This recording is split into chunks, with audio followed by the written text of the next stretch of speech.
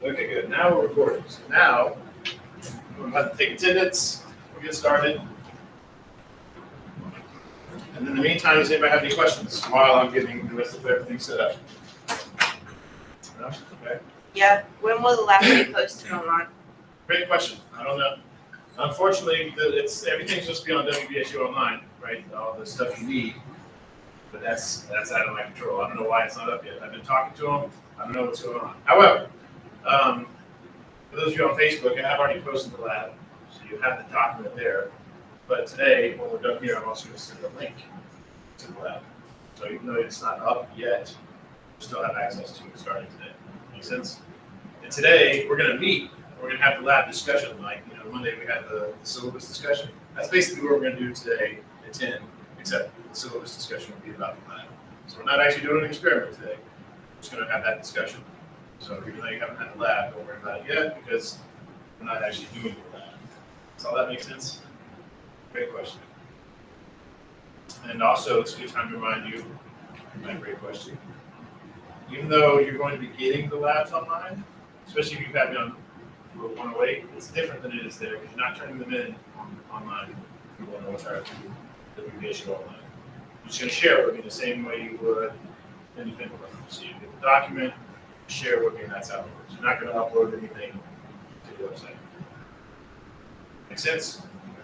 And if not, we can just I'll explain it more in that.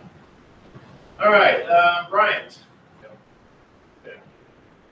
By the way, and I'll talk about this here in a second. If you're wearing WBSU gear, when I'm calculating on them, get a little bit of extra credit on your attendance for that because it's WBSU Wednesday.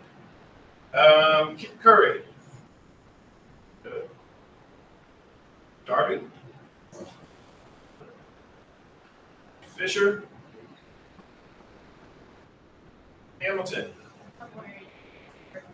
All right. Hellman. Ashley. No Ashley. Miller is here. We're in Polo too. Oh, thank you. The other Miller, Taylor. Also, right. Right. Moody. Moody. Newsom. Norris.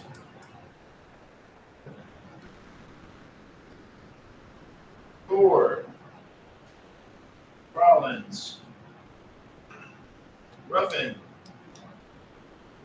Saunders. Gotcha. Shamblin. Gotcha. Sherman. Taylor Pierce. Thompson. Valdez. Vargas. Williams. Yeah. Winfield. Young. Anybody I missed? See, we have Rollins online. Speaking of which, hopefully this time it'll record. The last time it didn't record. I'm having all kinds of technical difficulties this semester. It's very irritating. Anyway, so for those of you online or watching the video later today, or whenever you watch it, there's going to be attendance words. So you're going to send me an email sometime before 9 a.m. for Rollins, who's here on time online. Send me the attendance word before 9 a.m. and the first one's going to be flute, like the musical instrument. For the rest of you who are here, if you send me the attendance words sometime before 9, you get extra credit. You're here, right? You don't need attendance credit. So if you want to send me the words sometime before 9 a.m., then you'll get a little bit of extra credit on your attendance. Everybody clear with that? All right. And for those of you online, like I said before, attendance is mandatory for participation. So by you sending me Rollins for you, by you sending me those words, you have a little bit less to do to get your attendance points, or excuse me, participation points. So any questions about that? All right. Let me pull up the PowerPoint.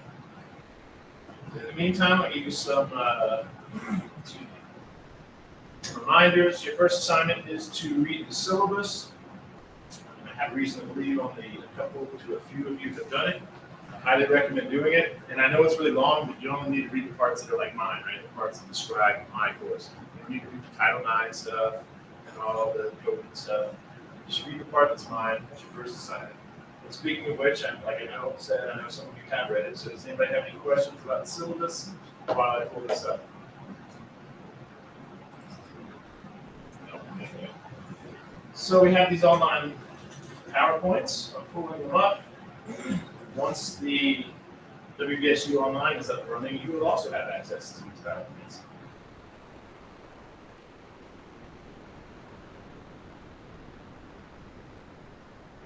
Another reminder, as you notice, I didn't come in late, but cut it close.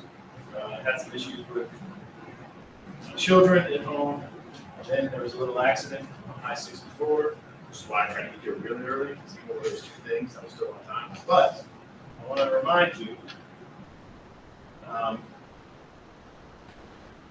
not reminding you, I'll tell you for the first time.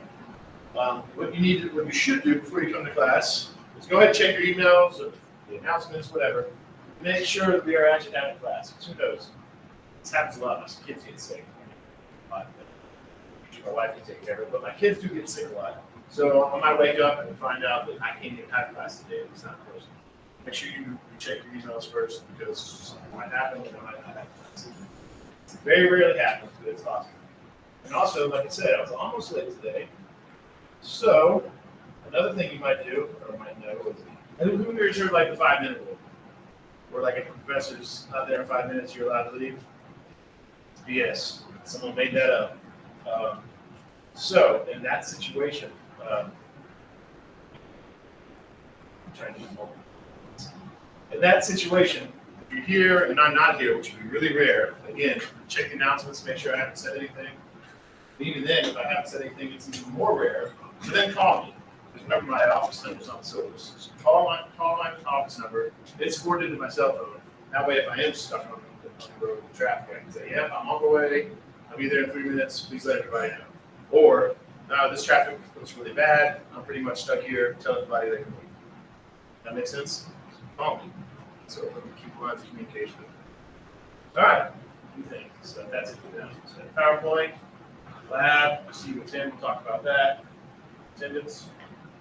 Good. All right. So like I said on Monday, this is all a little bit new to me. This is a new textbook. Of course, biology is biology, right? So you think it shouldn't be an issue, but it is because this book describes things a little bit different than the old book. It does it in different orders, and I've been using the old book since 2016. So I pretty much had that lecture memorized, right? So you're going to notice I'm a little bit off my game.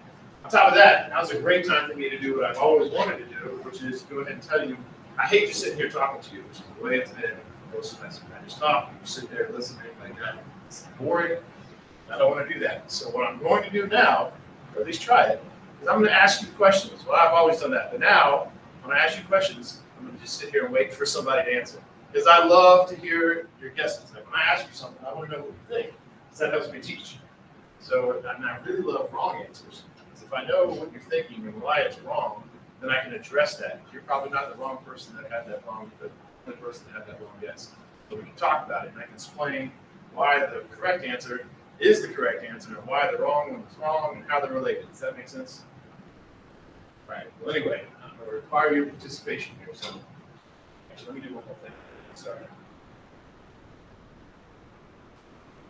I'm going to share the screen. Three.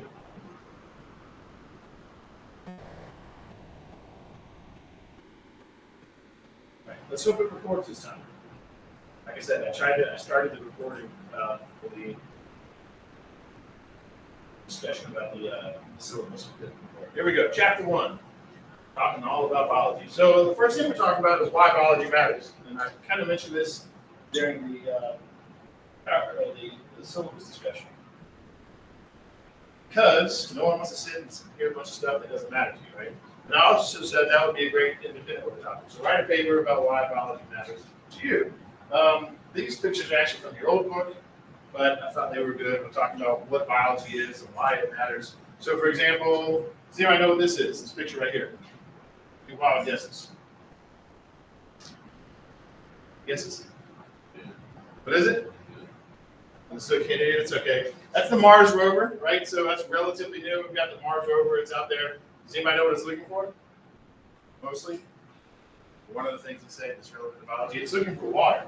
Because wherever there's water, there is life. And in this, in some of the discussions we're going to have in the next few chapters, we're going to talk about that. But also, like I said, it's also looking for life. So then you have to ask the question, well, when you find something, how do you know it's alive or has been alive? That's some more stuff we'll talk about in this chapter. How about this? Who knows, since no one knew what that was? Here's a really tough one. Who knows what this is? A bird, right? But do you know what kind?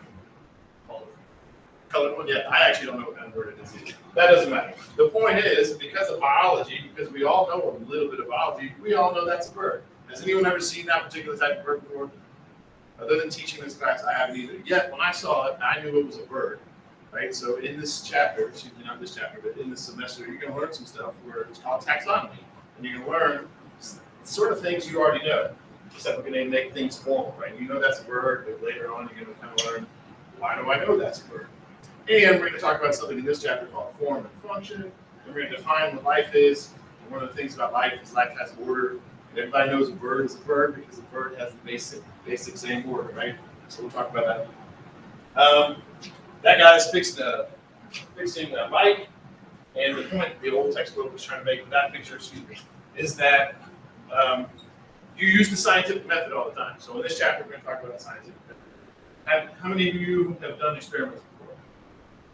Oh, a few of you. Okay. How many of you have done experiments in the past month? Right? Probably not, right? But in your regular everyday life, you probably do use the scientific method. You probably don't think of it. You don't think, all right, I'm going to do this experiment. I'm going to do this scientific method. But you do use it. And in this chapter, we're going to talk about how it is used in your everyday life. All right. So again, this is from the old textbook, but I wanted to include it because, again, I think this is a great independent work topic. Why does biology matter to you? So again, you can write a paper about it. Here's some of the ideas that you all look at and that I have. If you have an interest in life, right? If you like being alive or want to stay alive, that helps to know a little bit of biology.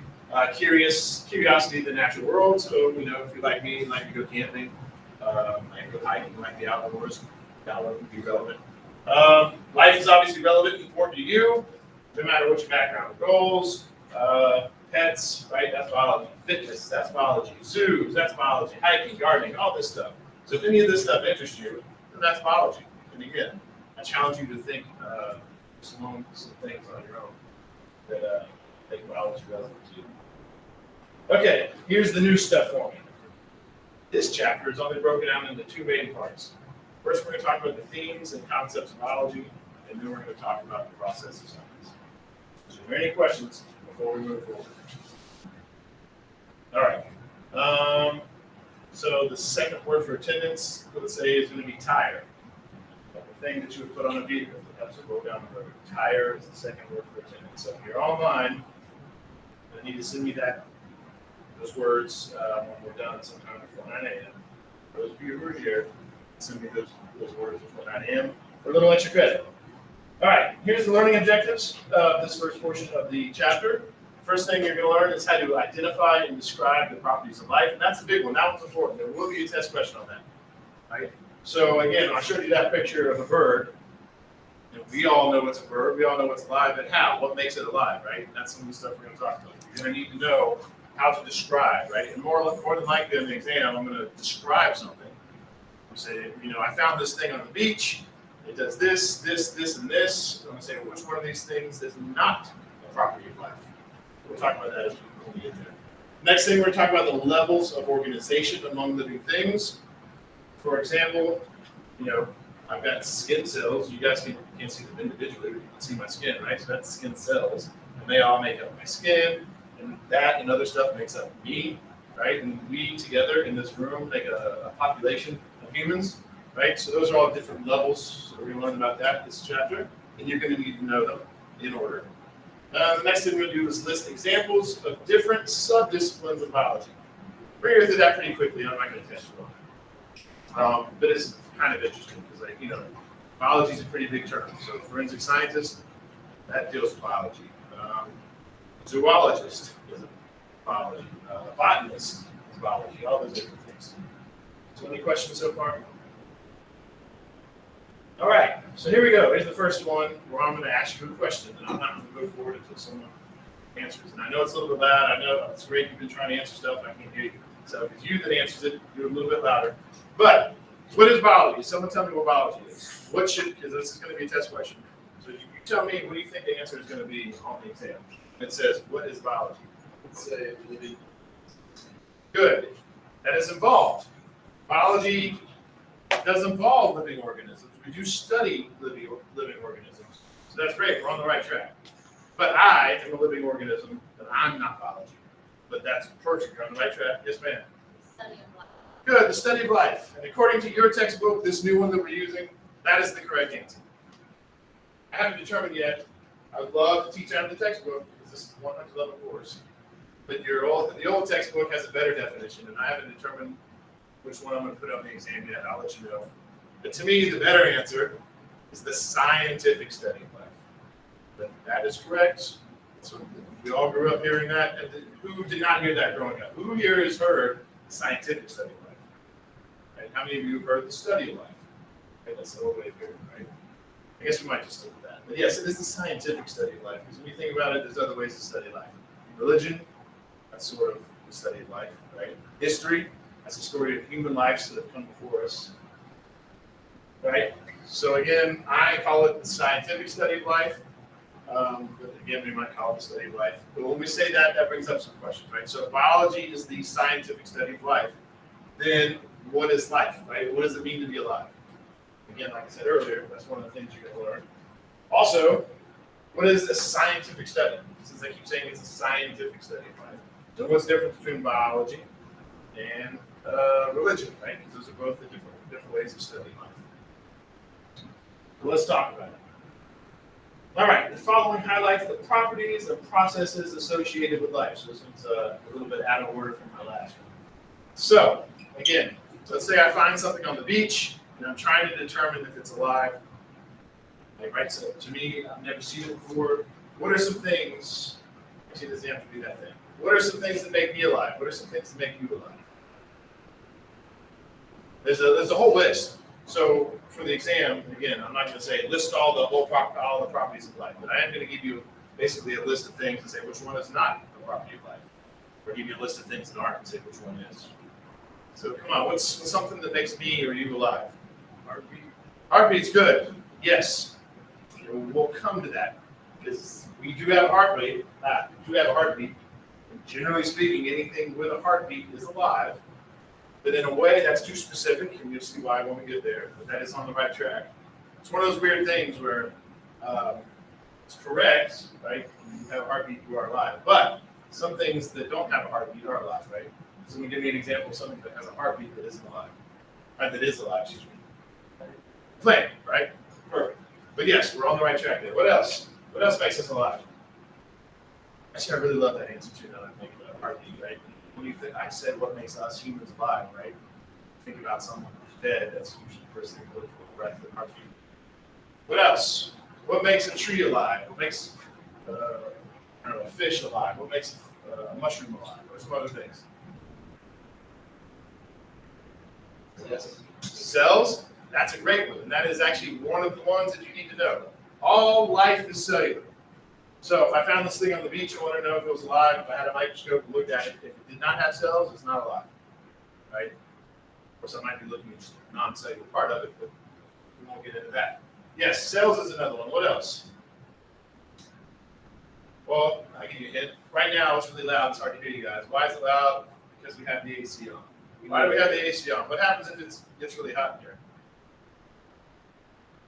What is it? Like, really, what do you think would happen if the AC turned off right now?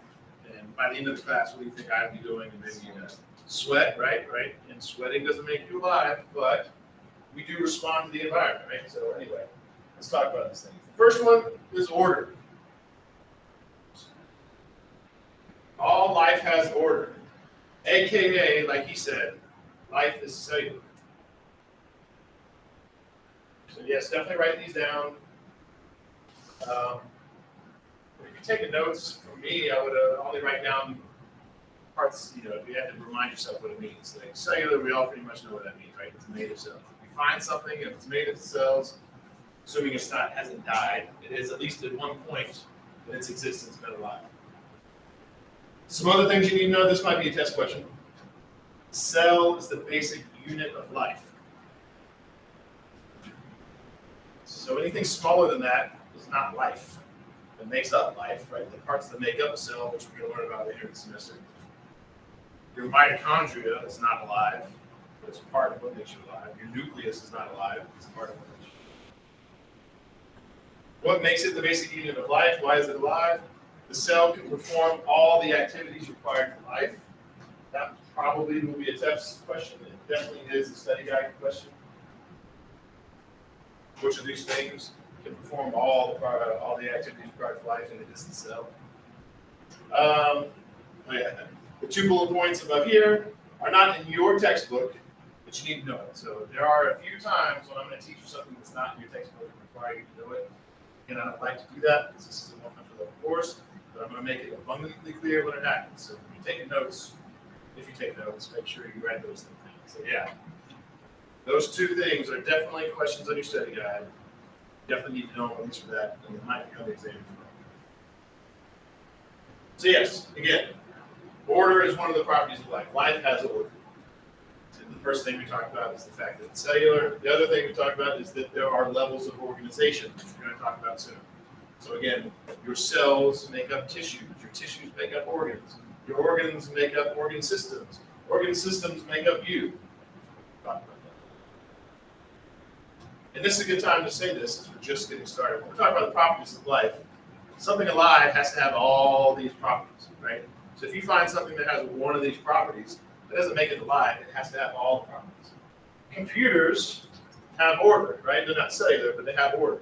Especially if you're into computers, like you know the parts of a computer, right? There's the screen, there's the keyboard, but if you really get into it, there's the processor, there's the graphics card, right? They all have the same components. There might be different versions, but generally they have the same components because there's order. So again, you have to have all these things to be alive. Just having some of them doesn't work. And I'm going to give you a good example of that later. Actually, I go ahead and do it now. I'll probably talk about it later too. A great example of this is viruses.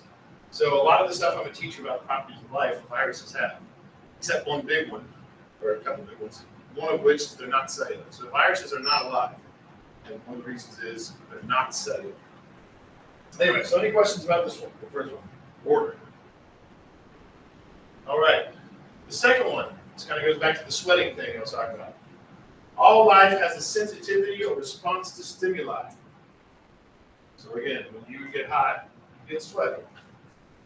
What happens if you get too cold? You shiver, right? That's a response to the stimuli. There's some examples too. I'm going to talk about these examples. You don't need to know these examples. I'm just giving you examples. Really, the only thing you need to know for the exam is that life has a sensitivity or response to stimuli. Excuse me.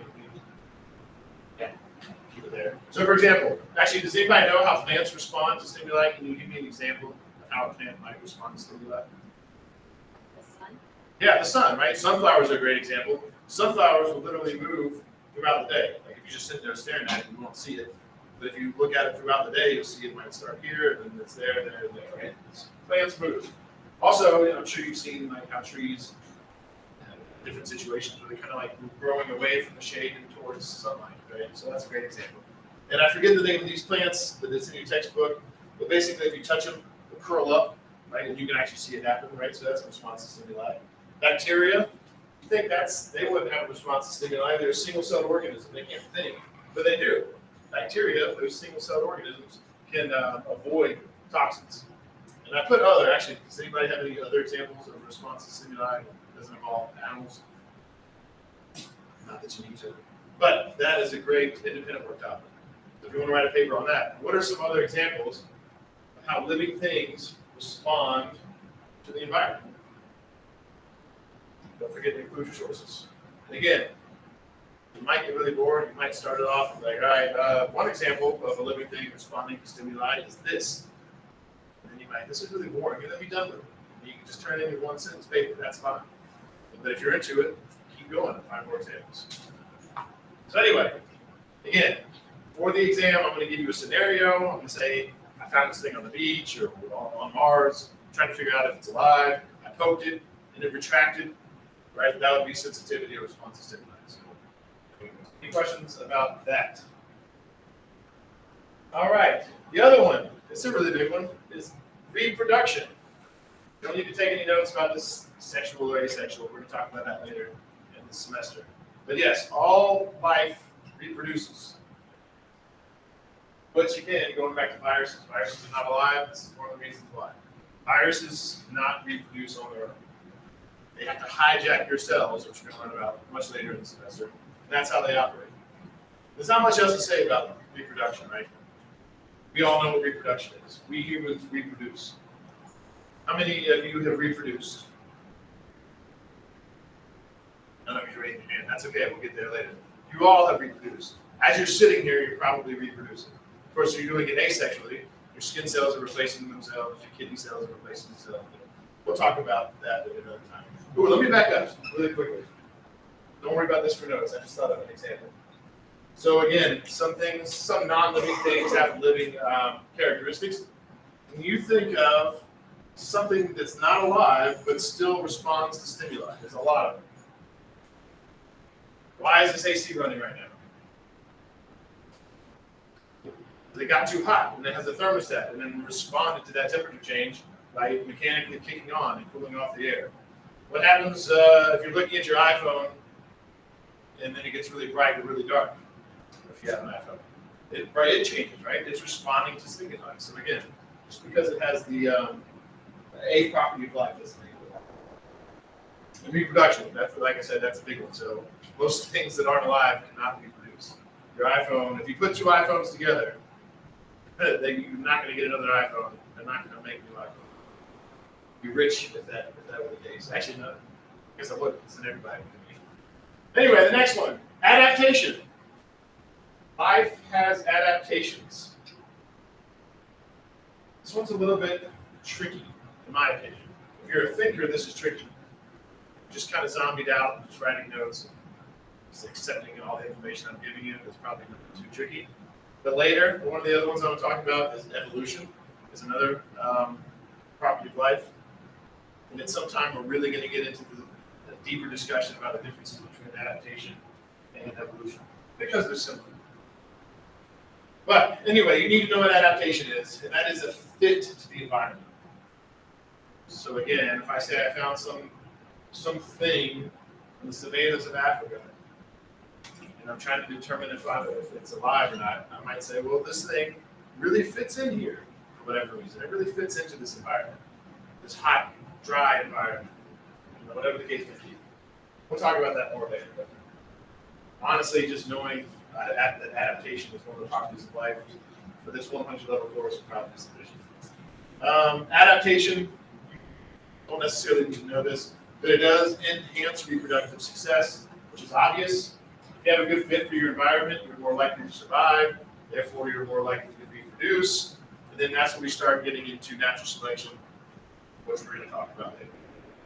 But yeah, that's pretty common sense, right? If you're adapted, for example, if you take an alligator from the Florida Everglades and you put it in a pond in Alaska in winter, it's not adapting to be in that environment, right? It's probably not going to survive.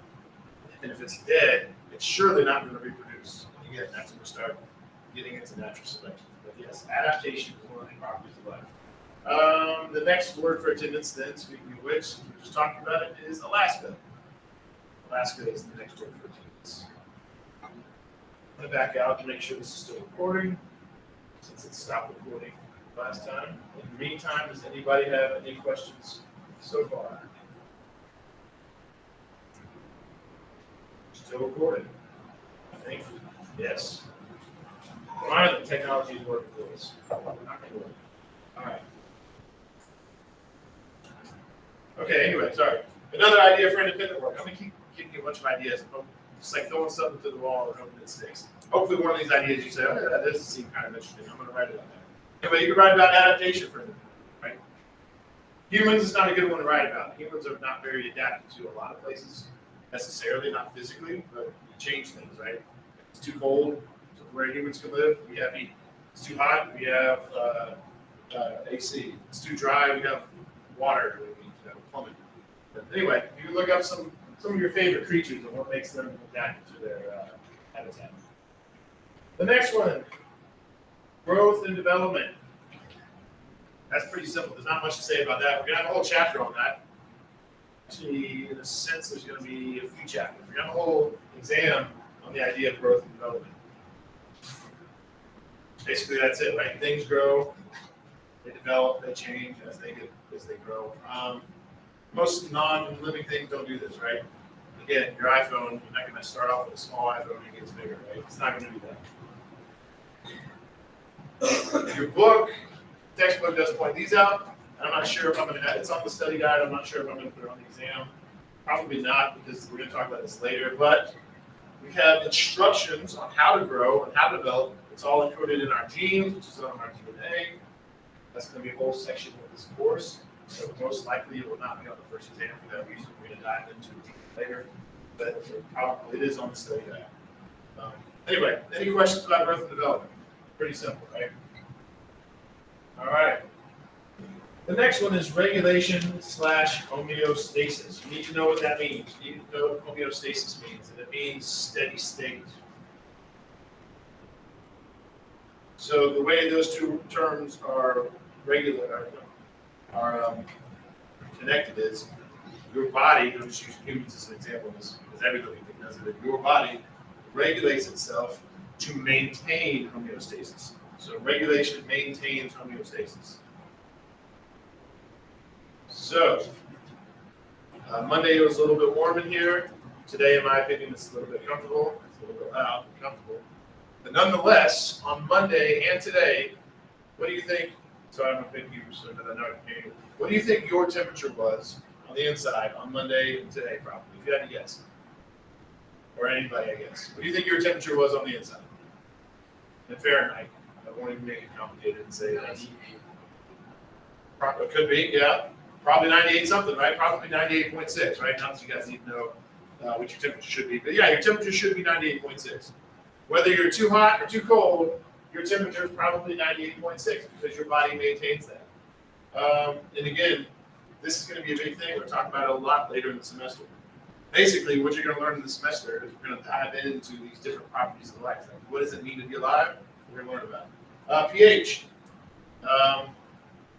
I really doubt anybody's going to know this. If you didn't know your temperature, you're probably not going to know the pH. Does anybody know about what your blood pH is? 7 is neutral, 1 is really acidic, 14 is really basic. Does anybody know what your pH should be? All right, I don't blame you. That one's a little weird. Temperature, I figured you guys knew that, just didn't want to say it.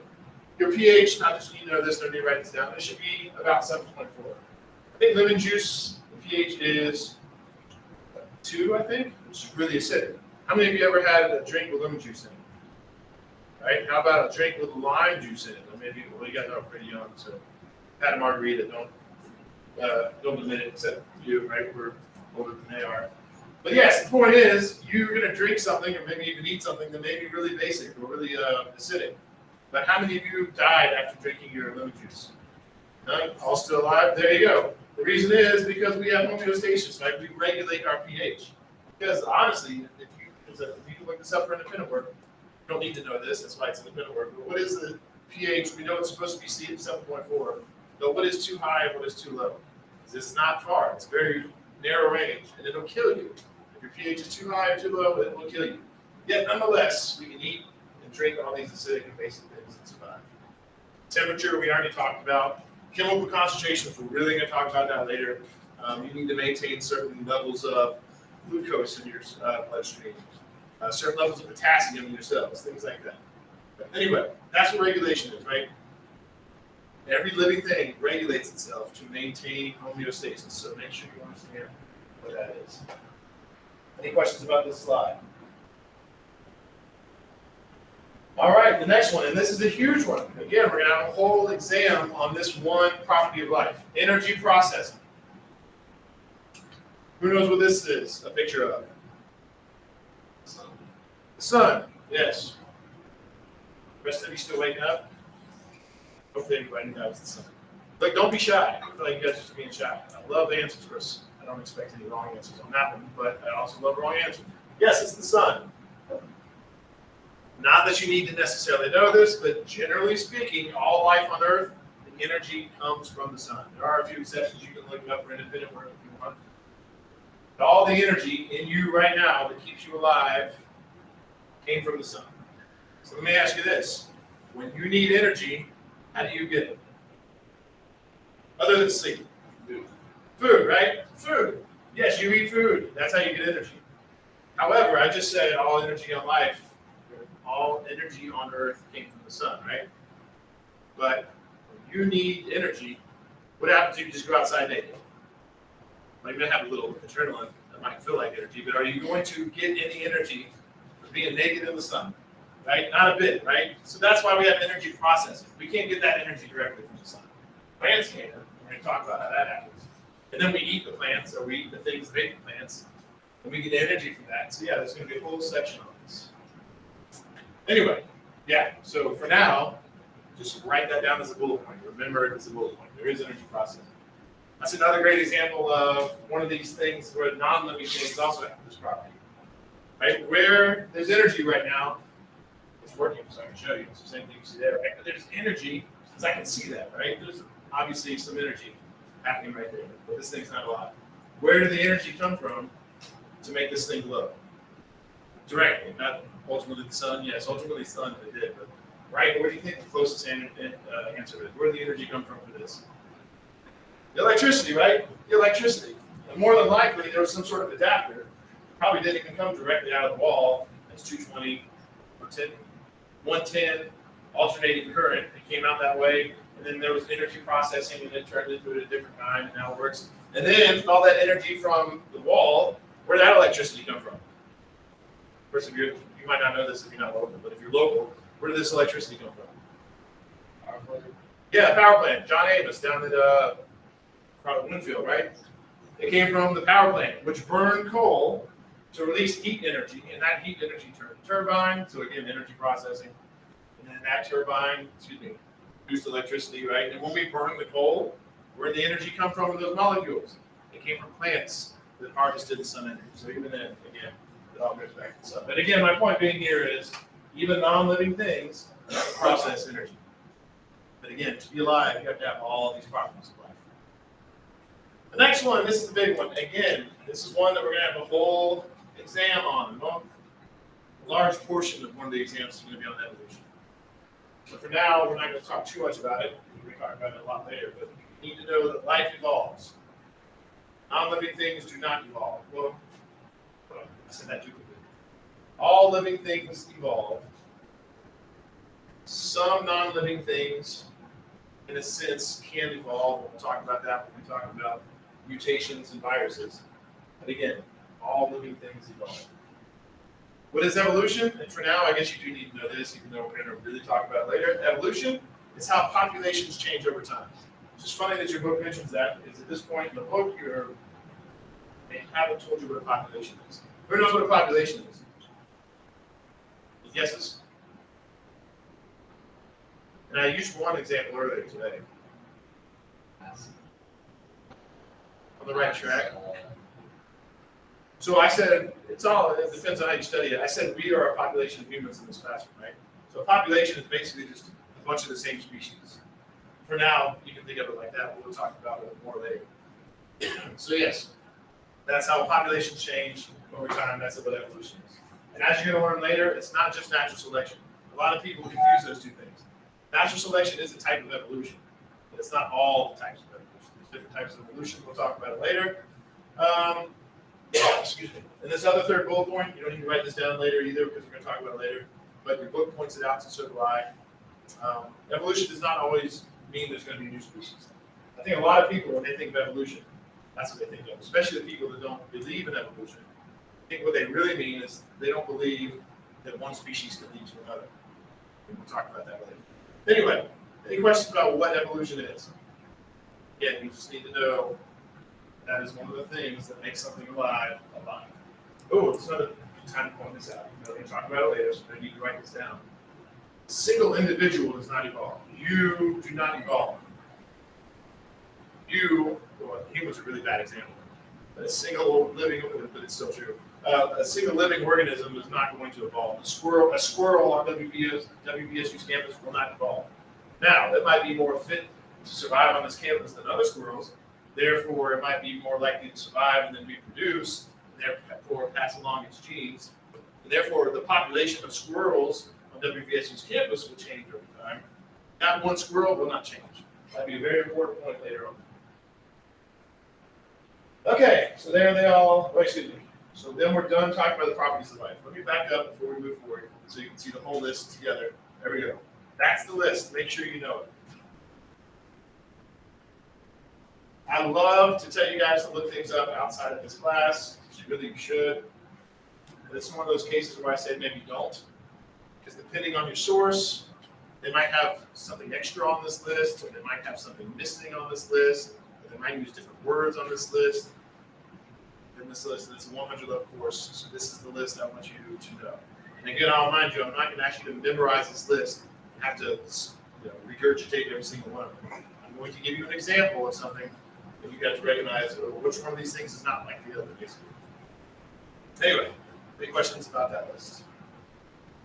All right. Speaking of lists, the next attendance word will be the word list. All right, the next thing you need to know is the levels of organization. Just like the properties of life, I want you to know this, and I want, of course, in this case, though, you need to know it in order, unlike the last time. This you need to know in order. But just like the last list I just gave you, I'm not going to ask you to regurgitate. So there'll be no test question where I say, I want you to write down all the levels of organization in order. Right? Almost all your questions, if not all of them, will be multiple choice. So you're going to have some like four or five lists, and they're mostly going to involve these words. Some of them, one of those lists will be in order if you use the correct words, and the other ones will not be in the correct order, or they'll use some incorrect words.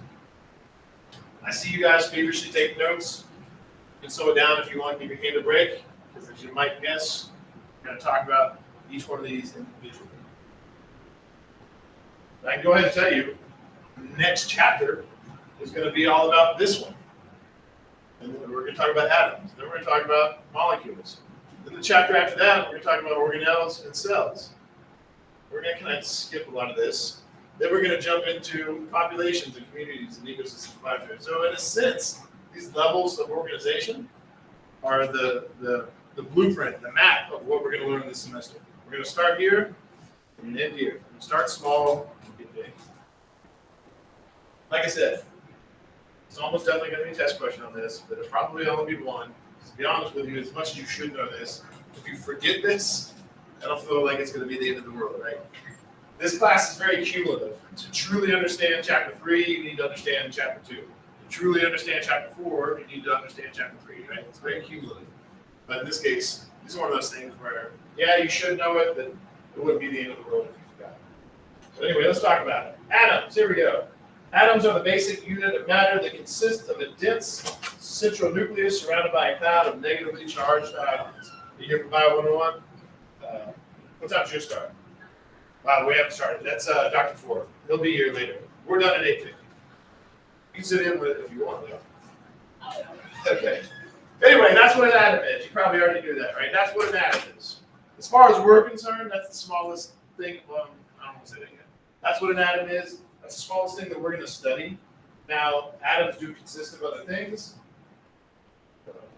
Excuse me. And again, we're going to talk about it later. You can see that we have a nucleus with protons and electrons. That's all going to be chapter 2. So for now, all you need to know is atom. That's the first smallest thing that we're going to look at in this chapter. Atoms come together to make molecules. We'll get some examples. We don't need to write those down. We're going to talk about them later. Phospholipids that are composed of many atoms. Who cares? We'll talk about it later. What is a molecule?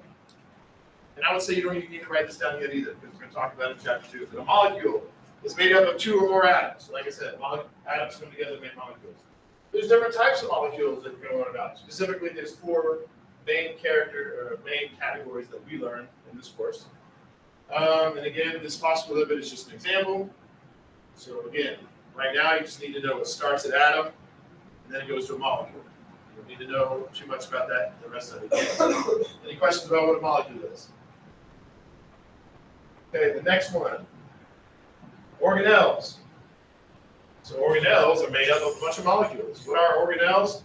As far as we're going to talk about them later in a different chapter. So for right now, you need to know that atoms make up molecules. Molecules make up organelles. Organelles make up the next thing we talk about. So again, there's all kinds of different examples. Your book talks about this Golgi apparatus. But right now, you don't need to know what a Golgi apparatus is. You just need to know organelles are made up of molecules. Any guesses as to what organelles make up? Is it on there? Oh, never mind. It's already there. Organelles make up cells. So cells is the next level up. Right? Atoms make up molecules. Molecules make up organelles. Organelles make up cells. We've already talked about what cells are, and we're going to have a whole chapter on what they are. So for right now, I feel like that'll suffice. We can keep moving forward. What do cells make up? Cells make up organelles. Cells are made up of organelles, and they make up tissue. And I'm really going to fight through this because this is stuff we're not going to talk about in this chapter. Cells make up tissue. Okay? Tissue makes up organs and organ systems. And we're not going to talk about that. This is not an anatomy physiology class. Organs and organ systems make up organisms. We'll talk a little bit about that. So you are an organism. You are an organism. I am an organism. A single individual squirrel in the campus isn't an organism, right? What do organisms make up? That word I've already given you earlier that we're going to talk about a lot later in the semester, populations. So we in here are a population of humans. Here's the tougher one. Most people don't know this. You're going to need to know it later. What's the next step up? Any guesses what comes after a population? Like, yes, we're a population of humans. But what happens if someone brings a dog and a parrot here? Then what are we? A community. I think someone said it. Yes, we would be a community. So populations make up communities. We'll talk about it more later in the semester. But again, a community, instead of just being one species, it's a bunch. We're actually a community in here. You just can't see it. All you can see is the humans. Think about it. We have a bunch of bacteria in our guts. We've got little insects living in your skin. You can look that up for independent work. All of you have the things living in your skin pores. So really, we're a community. We just can't see it. There's probably a tiny bit of mold in the air, definitely bacteria in the air. Anyway, so again, a community is just all the different living things living together. Then you step up from that you need to know, again, just the fact that it's next is an ecosystem. So an ecosystem is a community, except now we're also considering the non-living components. Like what temperature is it? What pH of the water? What's the pH of the water? Things like that. And then finally, all the different ecosystems, like the ecosystem of the forest over there, or the river ecosystem behind us, the Kanawha River. All those different ecosystems put together make up the biosphere. That is a great place to end it. And the last word for attendance then is going to be Earth. So again, if you're online, so yeah, we're all in zero online. Make sure you send me those words before 9 a.m. And anybody else watching the video, you'll probably have other hoops to jump through to get your participation points. So that's a good place to start. So does anybody have any questions? All right. I'll stop recording. Everybody's good to go. You can leave if you want. If anybody wants to do